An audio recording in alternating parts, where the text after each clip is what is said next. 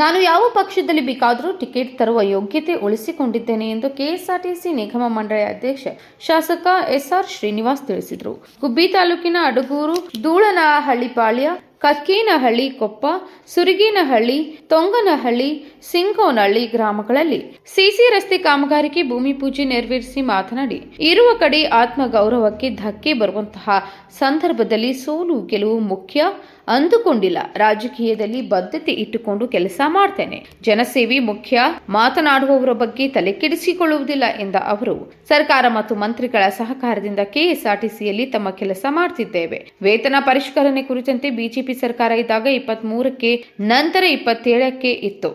ಒಂದು ವಿಚಾರವಾಗಿ ಸರ್ಕಾರ ಮತ್ತು ನೌಕರರ ನಡುವೆ ಕೆಲವೊಂದು ಗೊಂದಲಗಳಿವೆ. ಸರ್ಕಾರದ ಗಮನಕ್ಕೆ ತಂದು ಮುಂದಿನ ದಿನಗಳಲ್ಲಿ ಸರಿಪಡಿಸಲಾಗುವುದು. ರಾಜ್ಯದಿಂದ ಅತಿ ಹೆಚ್ಚು ತೆರಿಗೆ ತೆಗೆದುಕೊಂಡು ಕೇಂದ್ರ ಸರ್ಕಾರ ಜನರಿಗೆ ಅನ್ಯಾಯ ಮಾಡ್ತಿದೆ.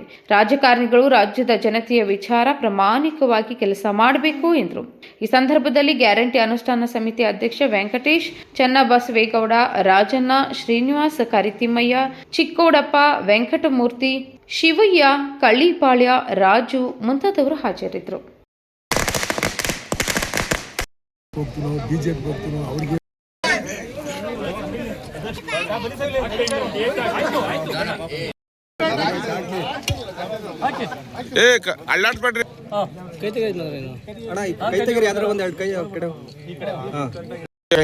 ಎಲ್ಲ ನಡೆಸ್ತಾ ಇದ್ದಾರೆ.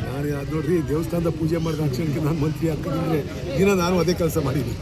ಎಲ್ಲ ಅವರವರ ಭಾವನೆಗಳು, ಅವರವರ ಇಚ್ಛೆ. ಅದಕ್ಕೆ ನಾನು ವಿರುದ್ಧವಾಗಿ ಹೇಳಲಿಕ್ಕೆ ಆಗಲ್ಲ. ನಾನು ಯಾವತ್ತೂ ಯಾರನ್ನೂ ನಾನು ಮಂತ್ರಿ ಮಾಡಿ ಅಂತ ಕೇಳಿಲ್ಲ.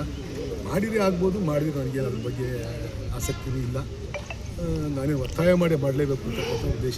ಶಾಸಕರು ಸರ್, ತಾವು ಕೆಎಸ್ಆರ್ಟಿಸಿ ಅಧ್ಯಕ್ಷ ಬಂದಮೇಲೆ ಮೇಲುಗೈ ಸಾಧಿಸ್ತಾ ಇದೆ ಅಂತ ಹೇಳ್ಬಿಟ್ಟು ಎಲ್ಲೊಂದು ಕಡೆ ಮಾಹಿತಿ ಇದೆ ಸರ್. ನಮ್ಮ ಕೈಲಾದ ಕೆಲಸ ಮಾಡ್ತಾ ಇದ್ದೀವಿ ಮತ್ತು ನಮ್ಮ ಮಂತ್ರಿಯವರ ಸಹಕಾರದೊಂದಿಗೆ, ಸರ್ಕಾರ ಸಹಕಾರದೊಂದಿಗೆ ಮಾಡ್ತಾ ಇದ್ದೀವಿ.